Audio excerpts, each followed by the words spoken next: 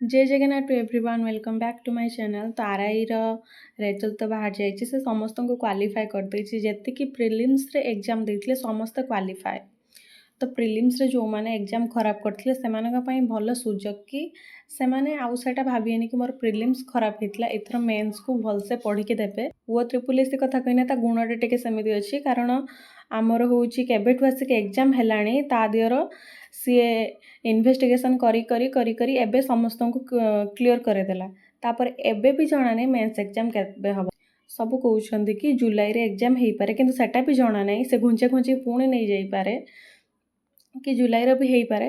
तो आपण भाबिकी पढ़िबे जुलाई रे एग्जाम होबाकू जाउची सेही अनुसार प्रिपेयर करंतु कारण एटा होची लास्ट चांस भाई फॉरेस्टर केबेठु आसिक एग्जाम हेई कि फिजिकल सइलानी तथापि तार एपर्यंत डॉक्यूमेंट वेरिफिकेशन रो किछि आसिनी कोर्ट केस भी सरीनी। तो ओडिशार जो एग्जाम ऊपर किसी भरोसा पाऊनी कि केबे जॉब होबो एबे एग्जाम देथिए तो 5 वर्ष पर जॉब होबो सेटा भी तार ठीक ठिकाना भी नाही। तो सेथिपई जदि किछि बाहर होछि आपण पूरा मन देकी प्रिपरेशन करंतु कारण एटा सिना कोचन जुलाई आडू को हबो आप सह वो डबल एससी सीजीएल भी बाहर पड़ियो सेटा भी आपण पई गोटे भलो सुजोग मिलिबो।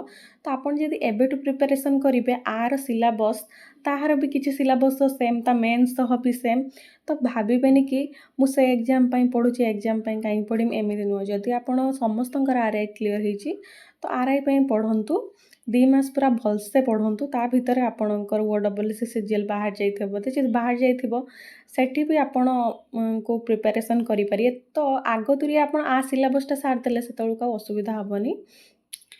तो ये आम टोटाल पोस्ट हूँ 2895 तर आरआई पिलामानंकर 559 एआरआई हूँ 827 अमीन हूँ 686 आईसीडीएस 498 एसएफएस हूँ 325।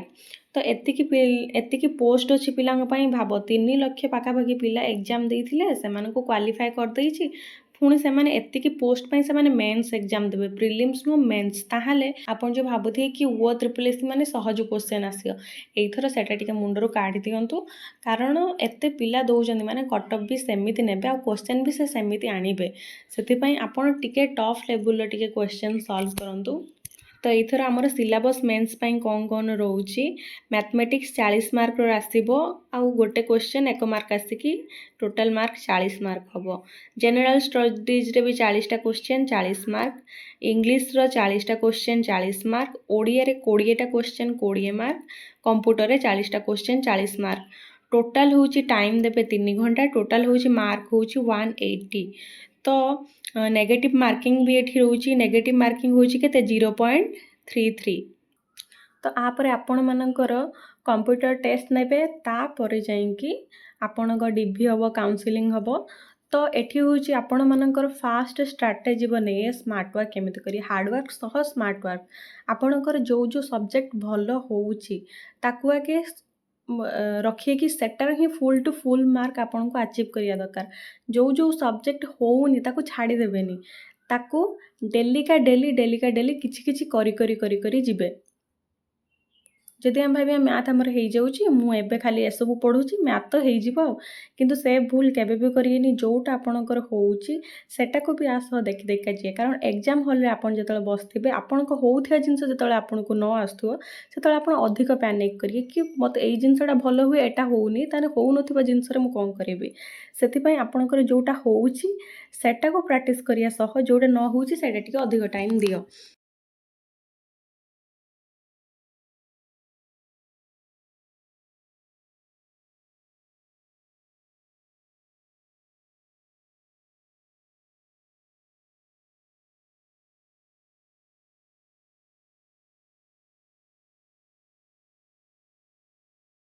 ଆପଣ ମ୍ୟାଥ୍ ପାଇଁ ଆଦିତ୍ୟ ରଞ୍ଜନ ସାର୍ଙ୍କୁ ଫଲୋ କରିପାରିବେ କାରଣ ତାଙ୍କ ଭିଡ଼ିଓ ସବୁଠୁ ସିମ୍ପଲ୍ ଥାଏ। ବିଗିନର୍ସ ମାନେ ଯେଉଁମାନେ ନୂଆ ନୂଆ ଶିଖୁଛନ୍ତି ବା ଯେଉଁମାନଙ୍କୁ ମ୍ୟାଥ୍ ପସନ୍ଦ ନୁହଁ ବା ଆସୁନି ସେମାନେ ସେଠୁ ବହୁତ ସହଜରେ ଶିଖିପାରିବେ। ସେ ବହୁତ ଭଲସେ ବୁଝେଇଥାନ୍ତି ଆଉ ସେ ଯେଉଁ ମେନ୍ସ ଲେବୁଲ୍ର କ୍ୱେଶ୍ଚିନ୍ କରାନ୍ତି ସେଟା କରିବା ଦରକାର ନାହିଁ। ସେ ଯେଉଁଗୁଡ଼ାକ ବୁଝେଇଥାନ୍ତି ସେଟା ପ୍ରାକ୍ଟିସ୍ କରିବ କାରଣ OSSରେ ସହଜ କ୍ୱେଶ୍ଚିନ୍ ଆସେ କିନ୍ତୁ ଏଇଥର ଯେମିତି ସିଷ୍ଟମ୍ ମାନେ ଯେତେ ପିଲାଙ୍କୁ ସିଲେକ୍ଟ ସେ କରିଛି ସେଥିପାଇଁ ସମସ୍ତଙ୍କୁ କାଟିବା ପାଇଁ ଟିକେ ହାର୍ଡ଼ ଲେବୁଲ୍ର ସେ କ୍ୱେଶ୍ଚିନ୍ ଆଣିବ। ସେଥିପାଇଁ ଆପଣ ଆଦିତ୍ୟ ରଞ୍ଜନ ସାର୍ଙ୍କୁ ପୁରା ଆଖି ବୁଜିକି ଫଲୋ କରିପାରିବେ। ଆଉ मेन कथा होची आपणको सब पढ़िया दरकार नहीं। आपण देखिबे कि प्रीवियस ईयर क्वेश्चन रो कोठू बेसिक आपण देखिए प्रीवियस ईयर क्वेश्चन नु कोठू बेसिक क्वेश्चन आछी। तो सेही अनुसार आपण टार्गेट सेट करिए। ताबले नु जे मु सब मैथ रे जतिक अछि सब को ये पढ़िबी। आगे आपण को कोउटा पढ़िया दरकार सेटा होची प्रीवियस ईयर क्वेश्चन नु डिसाइड करि परिए। तो प्रीवियस ईयर क्वेश्चन देखो जोठू क्वेश्चन आछी सेही गुडा आगे प्रैक्टिस कर तापर ओवरऑल सब करिवो। इंग्लिश रे आपण ओडिया मीडियम छुआ माने प्राय माने 90% छुआ इंग्लिश रे क्लियर न थांती। माने से माने को ओडिया रे पढ़ी जाती आ प्राय इंग्लिश रे क्लियर न थांती। सेति पई आपण जति इंग्लिश रे पूरा क्लियर होबाकू चाहउछन तो तरुण ग्रोवर सर को चैनल को फॉलो करंतु। विश्वास करिएनी से एते इंग्लिश रे भलो बुझांती। माने इंग्लिश को पसंद करू नथिया छुआ भी इंग्लिश पसंद करिया को लागिबे। तो आपण इंग्लिश रो थ्योरी पार्ट पई तरुण ग्रोवर सर को फॉलो करंतु। आ नीतू सिंह मैम को वॉल्यूम 1 को आनी तादेर जो रहिला हमर इडियम फ्रेज रहिला वर्ब वर्ड स्पेलिंग करेक्शन पाई एस जो सब अच्छी ए सब आपण सेठी कंप्लीट कर देई परिबे। आपण कंप्यूटर पाई जेते सारा ओडिसा एग्जाम अछि तार जो प्रीवियस ईयर क्वेश्चन अछि ताको फॉलो करंतु। ता सह कंप्यूटर बुझिया पाई आपण जो ओडिसा टेक्स्ट बुक रो शक्ति सर अछंती तांको फॉलो करंतु। से बहुत भल से बुझेइछंती। आ 6 घंटा गोटे मैराथन भी रखिछंती जोटी क्वेश्चन प्रैक्टिस सह बुझेइछंती। तो सेटा फॉलो करंतु डेफिनेटली आपण हेल्पफुल हबो। केवल सारस्वत ही फॉलो करंतु सेटा ही बेस्ट।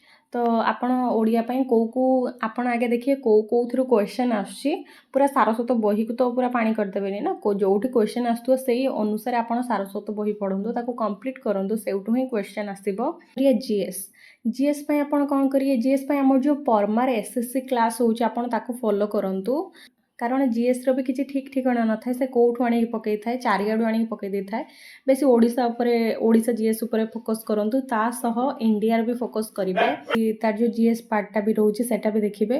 करेंट अफेयर केबे भी भूलिएनी कारण करेंट अफेयर डेफिनेटली क्वेश्चन आसीबो 5-6टा। तो सेटा मन रखिए कारण देखिए एबे सब कोन सब चली केते सब तो ताहारी ऊपर बहुत क्वेश्चन आसीबो। तो करेंट अफेयर भलसे करेंट अफेयर ऊपर ध्यान देबे आपण बहुत सहज रे जीएस रो मार्क अचीव करि परिए।